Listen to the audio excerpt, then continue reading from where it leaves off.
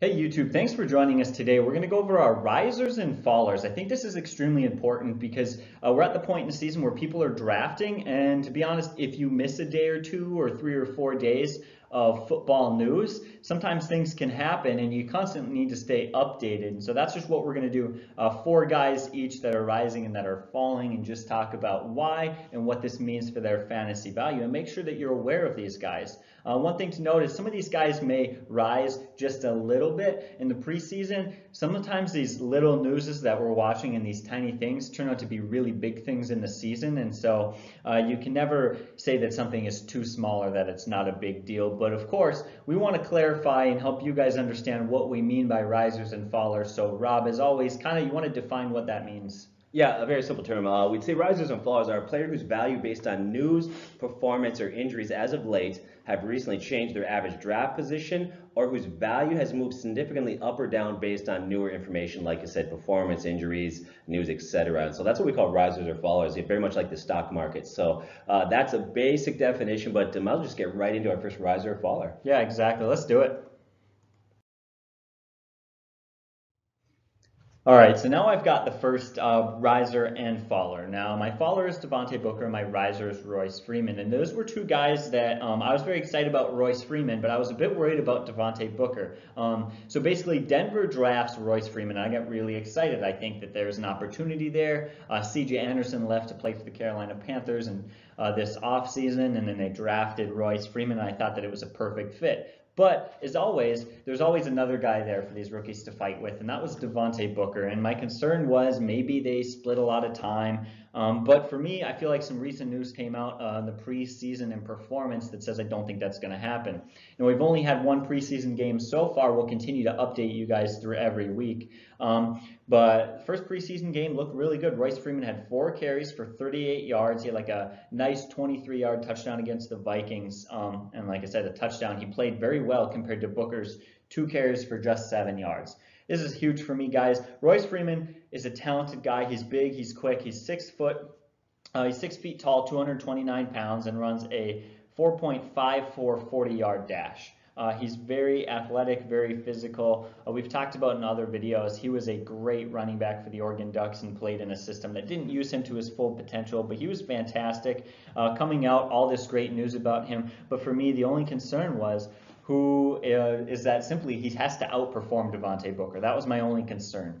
Like I said, we've talked about in the past how we measure preseason games. It is very difficult, and you have to be very delicate to understand. We don't want to over or undervalue anything. So we'll continue to watch the next 3 games. But the first game, Royce Freeman outplayed Booker, and for me, that's huge news. That is a big boost to Royce Freeman. What do you think, Rob? Yeah, so I look at Royce Freeman. Okay, so apart from Saquon Barkley, we all know everybody loves him. He's probably the best back out there in terms of rookies, hands down, obviously.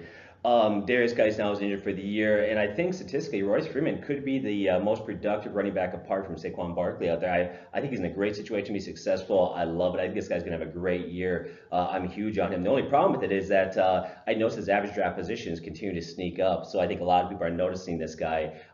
Maybe it seemed like he's a guy that you could get a steal on. Probably not the case now, but yeah, I think the guys look great. I think he's going to become the starting running back. In fact, I think he'll be the starting running back for the entire season, barring a significant setback or an injury.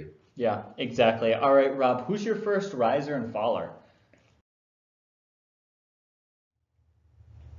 So my first riser is Jarvis Landry. Now, what causes his stock to rise in my mind? Well, I think an increase in targets, and that's going to increase his volume. That should make his value or his stock rise.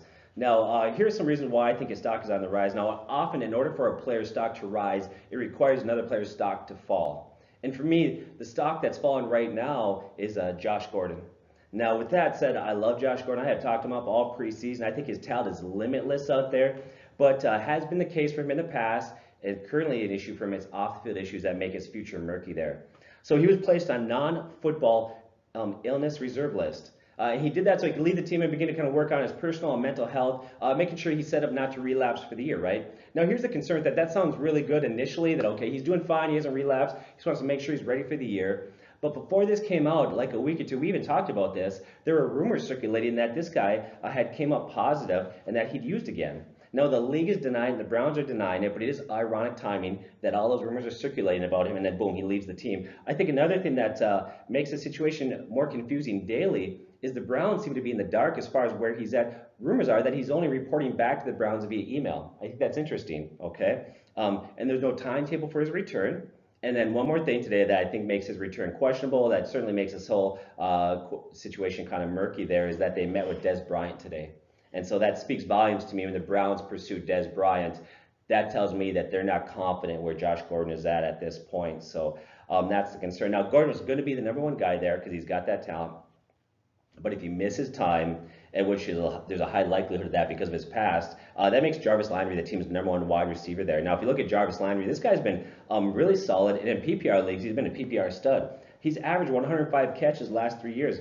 Last year, he was 5th in PPR scoring for wide receivers, and in 2016, he was 14th in PPR scoring for wide receivers. Okay? I think another thing that increases his value, why I think that Jarvis Landry's stock is rising, and why he's going to see an increase in targets and volume, is that they traded away former first-round pick Corey Coleman, got traded to the Buffalo Bills. So what that leaves on the team right now is some other wide receivers, but really the most talented wide receiver left on there besides Jarvis Landry currently is Callaway. Okay? Now here's the concern. I always have to trade away Corey Coleman, right? Callaway gets cited by police officers who found a small amount of marijuana in his driver's seat. According to the police report, he was cited for possession of marijuana, driving with a suspended license. Okay, he had gun parts and bullets in his vehicle. And what made matters worse is like 3 in the morning when he's got practice the next day, you kind of wonder where his priorities are. This could be an isolated incident, but I don't think in his case it is. This guy's got a history. If you look at Callaway, right, he was suspended all of last season for credit card fraud. He was under investigation. He was cited for marijuana possession in 2017 and part of an investigation of sexual battery in 2016.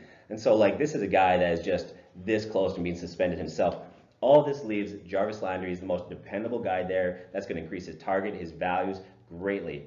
Now, the downside of Jarvis Landry has always been that his yardage totals have been lower, right? But I think that might change this year, okay? And here's why. If you look at advanced metrics, okay, they show the average target depth that he got, where he was getting targeted in terms of the passing, where he was catching the ball, okay? And it was locked in at 6.5 yards, worst amongst all wide receiver ones in 2016 and 2017. His air yards, as they call it, are the lowest among all wide receivers. Basically, this guy's going 5 out and he's getting the ball. Okay, he's getting 6 yard out is average, where he's average getting the ball thrown to him. So I think that contributed to his lower yardage totals. I think that's going to change this, and here's why. Browns offensive coordinator Todd Haley has 3 times the amount of routes for him than he had when he was in Miami. Okay, and he's also went on record as saying that they're going to get him the ball downfield more often. I think it's going to increase his yards. In fact, in his first preseason game, he had a nice 30-yard plus catch. I think that's a sign of things to come. All those things, for me, has got his value rising. And one final point why I like his value right now, why I think his value is on the rise, is Baker Mayfield and Tyrod Taylor both have looked great this preseason, so I think that's going to help a lot. So once again, I got Jarvis Landry. His stock is rising. Josh Gordon's stock is falling. That's where I assess that. Any thoughts? No, I don't have any thoughts. I mean, you summed it up really well. He's the guy there with everything that's going on. Kind of weird that he's the most stable guy on that team right now, but it is what it is. And it's the Cleveland Browns. It's a mess is what it is. Yes. But yeah, I completely agree with you. His stock is rising. That's a great pick. All right, so I just posted about him. My riser is Jeremy Hill. I just posted about him on our Instagram. I like him as kind of a, not quite a deep sleeper, but like a semi-deep sleeper or a solid sleeper. I'm very excited about him as time goes on. So kind of that offense is being whittled down. I feel like a lot of people think this as well, is that's Jeremy Hill versus Mike Gillislee. Who's going to be able to take that role and replace Dion Lewis? Now, Dion Lewis had a great year last year, combined for 1,100 yards and 9 touchdowns on 5 yards per carry. He was great. So somebody's got to come in and fill that role, and I think it's going to be Jeremy Hill. For starters, last year Mike Gillislee was already there, and he had his chances, but due to fumbling and some issues, that he kind of lost that role. On top of that, I love Jeremy Hill. I think some people really underestimate how good Jeremy Hill is. Through his first 3 seasons in the NFL, he had 30 touchdowns. He averaged 10 touchdowns a season his first 3 years. There's absolutely no doubt in my mind that Jeremy Hill has a talent. Now he is coming off of an injury in the past, and a lot of people are wondering how is his health. So I looked into that, and reports are he's practicing, he's doing everything. There's no injury concerns there from the New England Patriots side. He's not missing anything right now. If he was missing a little bit of time or anything, that would be a lot different of a story, but he's not. He's out there practicing all the time, and there's absolutely no concerns. On top of that, we look at preseason performances. Mike Gillislee had 14 carries for 43 yards. That's a pretty bad 3.1 yards per carry. That's not great. But Jeremy Hill was great. He had 11 carries for 51 yards. That's 4.6 yards per carry. Is very good. He had a touchdown, and he had 2 catches for 14 yards. I absolutely love the role that Jeremy Hill could play and could be he could very well be this year's Dion Lewis and replace him. I wouldn't be surprised if he was able to get 1,000 yards and 10 touchdowns. So I think, again, looking at the way that he's been so healthy recently and how he performed in that first preseason game tells me that he's past his injuries, and I think he could very well take that role this year. I'm excited to see what he can do. Yeah, I look at this situation, and I think last year, I don't think they wanted Dion Lewis to be Dion Lewis. And here's what I mean by that. Dion Lewis is very talented. He's a smaller back, though, very effective in the passing game and out in space. And I think they wanted Mike Gillislee to be their running back, to run between the tackles, to pound the ball like they did with LeGarrette Blount, and even back in the day with Corey Dillon. But it just didn't come to fruition. He didn't perform. You fumble. You get in the doghouse of Bill Belichick, and you're not going to play. And so I think they really wanted Mike Gillislee to win that job. I think they're still looking for a big physical back that can run the ball between the tackles, get the goal line carries. And that's not going to be Rex Burkhead. It's not going to be White. Some of those guys are very talented. They have the role. So I think that it's his for the taking if he can do well. Now, last 2 years for Cincinnati, you're right, his yards per carry were down a little bit. But if you look at his rookie years, yards per carry is 5.1, and this guy's got a nose for the red zone. When I think about that, I think about LeGarrette Blount a few years ago, who did not have 1,000 yards rushing, but he had, I think, 18 touchdowns. Crazy. That could be Jeremy Hill this year. Yeah, he absolutely could. So my next slider out there is Kenyon Drake. Okay, so just going back, Drake was really a darling among a lot of people in the fantasy world after replacing Jay Ajayi and Williams at starting back last year. During 5 games, when he was finally handed the starting job, right, he averaged 18 carries per game for 88 rushing yards, a total of 444 yards, and that's a 4.88 yards per carry they had. He was very effective. He had 17 catches. That over 16 games would have put him on pace for 54 catches. He was the most productive back during a 4-game stretch last year. He was very good, and that includes an amazing average of 2.67 yards after first contact. So last year, he came in, had a 4 to 5-game stretch where he was very productive, very good. Going in the offseason, people loved this guy. I did. I loved him. I was huge on him, okay? But then the Dolphins drafted Kalen Ballage. And so a lot of people felt like he's going to overtake Kenyon Drake. And that sent Drake's stock falling a bit. But recently, Ballage's stock is falling right now, okay? And that's going to increase Drake's value, making his stock rise. Ballage was not impressive in his first preseason game. He had 10 carries, 37 yards. That's 3.7 yards per carry. Not great. He lost a fumble. That's a major faux pas, especially if you're a rookie out there. You got to hold on. Ball security is so important. Then to make matters worse for the rookie, he found himself in Dolphin quarterback Ryan Tannehill's bad side in a practice. Tannehill actually kicked him out of the huddle after he missed an assignment on a play that would have ended in a sack in the regular season. In fact, he probably would have been a blindside sack that could have left Tannehill injured for the year, things like that. Head coach Adam Gase said you can't kick a guy out of the huddle all the time, but he applauded the way Tannehill commanded that situation. And so the coach looking at it felt like that was the right call. Obviously, the rookie made a huge mistake there.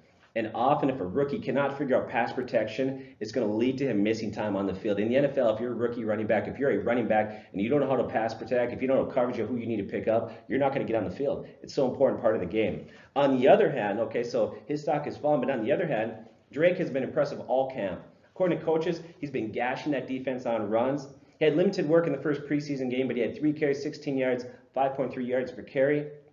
He finished hot last year. Now, when I look at Drake, it may take him 2 to 3 games to take a stranglehold of that job. Now, a lot of people think that Gore, and if you're watching this video, Matt, I'm talking to you. I know a lot of people out there think that Gore might be the start of the season. He might get a lot of carries, but I want you to consider what Frank Gore said about Kenyon Drake. Here's what he said here. So, Miami Reporter said that while Gore is expected to carve out a steady role in his hometown team, he understands that Drake, this is coming from Gore, okay, that Gore understands that Drake is the more explosive runner at this stage of his career. Watching opponents film for a game last season, the 35-year-old was immediately struck by Drake's talent in a 120-yard performance versus Denver's daunting defense. Here's what Gore went on to say. I was like, man, I kind of see why they traded Jay Ajayi away. course said, he's very talented. Jay Ajayi is a great back, but Kenyon is a very talented guy. He's smart. He can do everything on the field. Coach Gase came out and said on record, prediction that this is the year that Drake has a bust-out year. Goes on to say that I think that we have a guy that can do multiple things. He explained in May, you can put him in the slot, you can leave him in the empty, you can use him from the backfield, you can create a lot of mismatches out there. This is from the head coach out there. So he's a multi-dimensional weapon entering the prime of his career. He offers a skill set that's really going to be the focal point of that Miami offense. Forget all the depth charts. Basically, he went on to say from the coach and players around him that this is going to be Kenyon Drake's team. And so I know last year people loved this guy. They drafted they drafted Balaj. That kind of drove down the stock a little bit, but we're seeing that switch around. Balaj's stock is driving, and we say Kenyon Drake's stock is going up. I love this guy. I think he's going to have a great year. Any thoughts? Yeah, I completely agree with you. And he's a guy who could be a solid value pick because of Kalen Balaj kind of having lowered his value for a while there. But over time, I think people are starting to see the later your draft is, the higher Drake is going to be drafted, I think. Yep. All right, so now I want to talk about DJ Moore. So he was actually the first wide receiver drafted in this year's NFL draft. He was the first guy off the board at that position. And they talked about how impressive he was and how good he looked. And I understand he was very talented, but it honestly made me not too excited about him when he went to Carolina. They've just never had a great wide receiver situation there. They've got a lot of names. They also brought in Curtis Samuel. They have Devin Funchess, Greg Olsen, Christian McCaffrey. And I felt like, okay, DJ Moore is good, but I don't know. I'd like to wait and see. They also have Torrey Smith. I thought, I want to know if he can really separate himself. I'm not going to draft him until I see that he is really proven that he has talent. Well, first of all, I don't think that Torrey Smith is going to really have a huge role there. Since 2014, so in the last 3 seasons, he has yet to have a top 54 fantasy place in the top 54 among fantasy wide receivers. I think he's honestly somewhat a non-factor, a small role player in that. But I was just really want to hit home how well DJ Moore played in this preseason game. He went out, had 6 targets, 4 catches, and 75 yards. He didn't get in the end zone, but he had those numbers against starters. He looked very athletic. He ran sharp routes. He had good hands, and when he was targeted the ball, he pulled it in 4 times. I was impressed. This is one of those things we talk about. You just have to watch the film. It's one of those things where you can look at the stats all you want, but what do the stats tell you? What does it mean? I was very impressed with how he ran out there. And again, he didn't do that. He didn't have 4 catches, 75 yards in the 4th quarter. He did it early in the game against good players who have talent. So this is a pretty simple one. DJ Moore, I think for me, is the second receiver on this team behind Devin Funchess. And I think that by the end of the season, he could be a fairly good option. What do you think, Rob? Yeah, I think so too. The one thing down there is wide receivers in that offense haven't typically thrived, but he's a young, talented wide receiver. I think he's going to do well there. I like what you said there. I agree. Yeah, that was my big concern. Like I mentioned, I really need to see him be impressive because wide receivers have never been phenomenal in that Carolina offense, especially since Cam Newton's been there. But there's no question that there's a role open, that there's a spot open for him. There definitely is there. And I think a lot of people look at Devin Funchess being the number 1 guy there, but honestly, that's not set in stone. Devin Funchess is far from a proven vet who's locked in that position. So there's definitely room not only for him to find a spot in that roster, but he could eventually move into that role of even be the number 1 guy there. So exactly, and that's why his preseason performance impressed me so much. A lot of other wide receivers would have had 4 catches and 75 yards. Now I would have said, good, let's wait till next week. But because that role is so wide open, for me, it makes a bigger difference. And because he has been working so much this offseason with the first team, both things that make me very confident in him more than I would in most situations.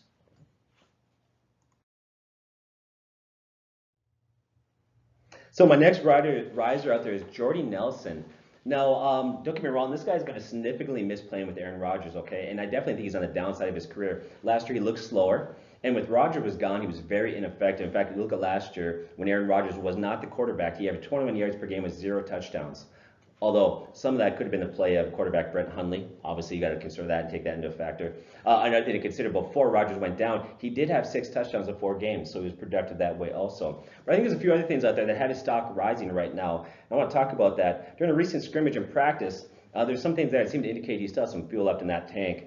One of the things that happened during one of these scrimmages there, that Jordy Nelson beat Tevin Mitchell on the dust, left him in the dust really on a post route for a 60-yard touchdown from Derek Carr. Also later on in the scrimmage, he had a 75-yard touchdown on a deep slant where he beat the safety. So he's been successful against starting corners and safeties there. He's looking solid.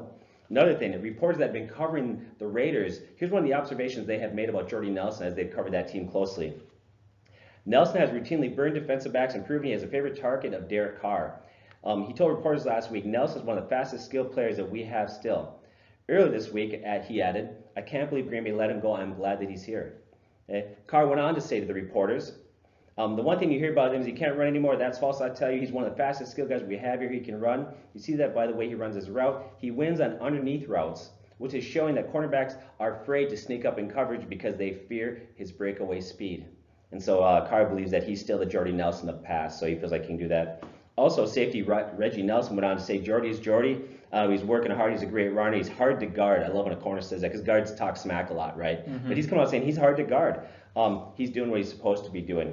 I think another thing that drives his stock up is the fact that Matavius Bryant stock is falling currently.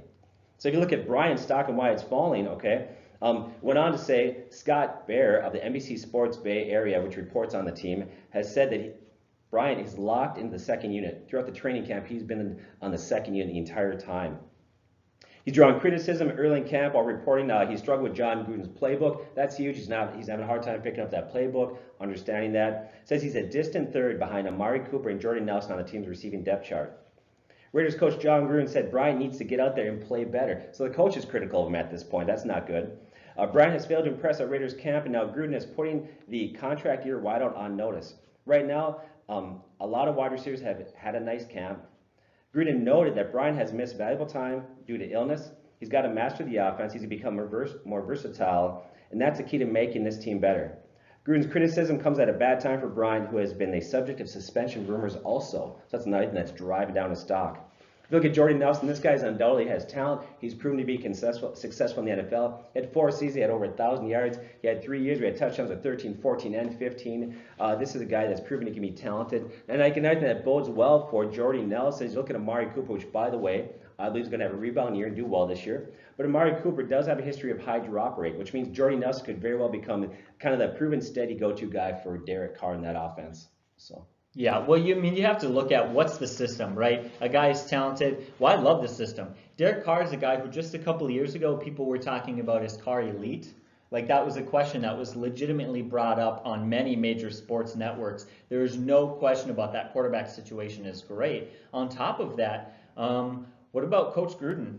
What is he known for?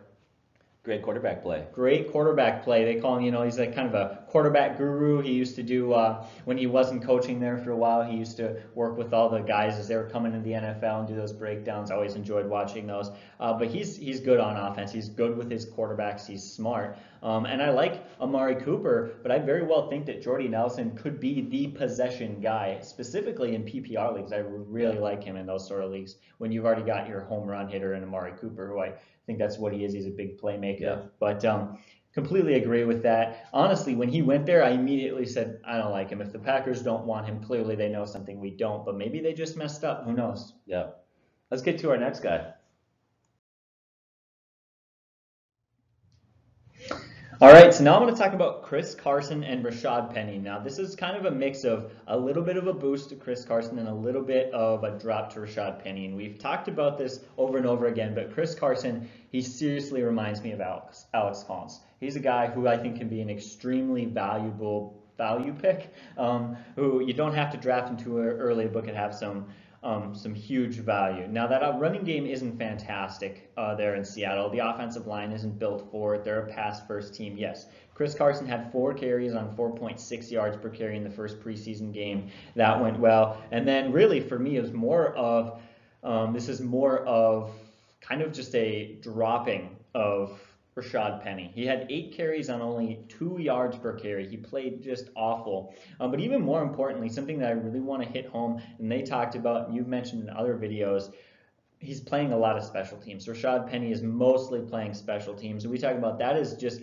kind of the death toll. That is like the killing blow to any running back. Or really any star at any position, honestly. The more you play special teams, the less a role you have on other in other times on other situations. I certainly think that Chris Carson is the better back and seems to be working out his role. It's also important to remember that Chris Carson had first team reps. He was the first running back out there and he played with the starters. Rashad Penny was not. So that's what I want to hit on. We've talked about this a lot, or maybe not a lot, but we have talked about Chris Carson and Rashad Penny in the past. But it feels like every day I see a post, people talking about Penny and Carson and who you should take, and it always seems back and forth. And there's still a fair amount of hype surrounding Penny, but with the recent news about him playing a lot of special teams, with him not getting first team reps, with Carson outperforming Penny in the first preseason game, I just wanted to bring this up one more time that I think Chris Carson's really working his way into a solid starting role as that running back, and Penny is mostly being used as a special teams guy in specific situations as a role player. Yeah, I like Carson. They loved him last year. He's very successful, and then he broke his leg. In the offseason, though, there's a lot of things that's trending upwards. He put a lot of muscle on the offseason, actually, and that they think is going to be huge. He's a book explosive there. They love this guy. Now, I guess when you look at Chris Carson, he's a value play, like you said. He could probably fall. Would you trust him to be your running back 1 and 2? At this point, probably not. But he's definitely guys a running back 3, a flex position, somebody on your bench, somebody who could get good value play, who has the potential of being talented enough to be your running back 2 when it's all said and done. Would you agree with that? Yeah, I absolutely agree with that. Here's the thing. When I talk about why he's so valuable, it's because you can take him late. So I talked about Royce Freeman earlier, who was ADP right now, has him as like a 6th round draft pick, I believe. But Chris Carson's going much later than that. He's around 7, around 8, around 9 draft pick who could be a solid RB3 or even a reasonable RB2, although I would prefer to have 2 better guys. I love to load up on running backs. That's a philosophy thing, but he's got huge late round value, but certainly don't make him one of your number 1 RB, maybe your RB2. Again, I'm more comfortable with him as my 3rd guy to add a lot of depth to my team. Yeah, I like Chris Carson. So my final guy that's rising right now is Lamar Miller. But let's before I get to why I think he's on the rise, this is a guy that for me was trending down going into this year. This is a guy that had been struggling. If you look at him, he'd been in a steady statistical decline since 2014. That year's yards per carry was 5.1. Then it dropped the following year to 4.5. The year after that, 4.0. And then last year, a career low, 3.7 yards per carry. He was getting worse. If you watch the games last year, he looked slow. He lacked explosiveness. Foreman was a much better running back at that point. And even going back to when he was in Miami, a lot of coaches said there, this is a guy they felt with the increased volume or carries that you would see decreased production. That's what was happening. And so going into this year, he was a guy that I was really had concerns with, right? Okay, well, a couple things there. One, Foreman, who's actually trending downwards right now, stock is falling because Achilles injuries are really slow recovery. Right now, he's not going to be ready. It appears to begin of the year. Who knows when he's going to be ready? So I think that his value going down rises, Miller's up, if for no other reason, just simply by volume. The fact that with Foreman not out there, Miller's going to get a lot of carries, a lot of looks. Somebody's going to have to be the go-to guy, the bell cow there. He's going to do that. But here's another reason why I think he's on the rise and why he's making noise. So he comes into camp this year, right? Lamar Miller is leaner, lighter, and he's noticeably explosive in camp. The Texans running back looked like a new man Thursday night. If you looked at the game, right? He was down to 217 pounds, roughly 8 pounds lighter than a year ago. Said he felt sluggish last year. At times said he felt slower. And this is the life that he's been since you go all the way back to his days in Miami. So he's really trimmed up. He's got himself in better shape. Coach has said, I thought he ran hard. I know he comes back. He's in really good shape. He incorporated leaner proteins into his diet, including fish, chicken, red meat. He ate more vegetables. He worked out extremely hard in the offseason. He's got a leaner, more physical physique than he's ever had. So this bodes well. He went on to say, I slimmed down a little bit. I feel good. My body feels good. He had a nice long run of 19 yards. So everything looked good coming to camp. He took care of his body in the offseason. He'd worked out. He'd lost weight. He'd been eating. He wanted to lean down a little bit, get some of that explosiveness back. But does that translate? Right? Well, in the first game, now it's only 4 carries, but in the first game on 4 carries, he had 29 rushing yards for 7.3 yards per carry. That's very, very good. And so you look at that, Foreman's injured, he's leaner, he looks healthy, he's on a potent offense with Watson, who's now back and healthy. I think his value is steadily on the rise. He's a guy that you got to look at this point. Lamar Miller is a riser for me. Yeah, I really like that pick. All I can really think right now is he's dedicated to playing well this year because he's eating fish, and fish is gross. But really, when you talk about, it surprises me how often the NFL, these guys don't really take their diet all that seriously. And it honestly is a big deal when a guy like Tom Brady or a guy like Lamar Miller, when they come out and they say how they've been specializing their diet to help them perform. It makes a big difference. We've seen it in the past with countless other players. And you're right. Sometimes it's just a volume play. Sometimes he may not be the most talented guy, but volume is volume and stats are stats. I don't care how they get them. Lamar Miller could have a huge role this year, especially when you look at Deshaun Watson will be there for the whole season and can keep that passing game going, which will keep a lot of pressure off Miller. Yeah, you look at it when you're in the NFL and everybody's as talented. Everybody across the board is very talented. You don't get there unless you're extremely gifted, right? Little things begin to matter at that point. Mm-hmm. Diet, how you prepare for games, things like that make a huge difference. So I think that's going to be a huge rebound year for him right now, unless, like I said, Foreman suddenly gets healthy, and it appears he's not going to. So. Exactly, that's a solid pick right there. All right, well, thanks for joining us here. Those are our risers, our falls. We want to hear your thoughts at the bottom. Tell us who you think is falling or who's rising. Subscribe, share information, comments. Football is right around the corner. We're excited. Once again, thanks for joining us here at the FFP. God bless.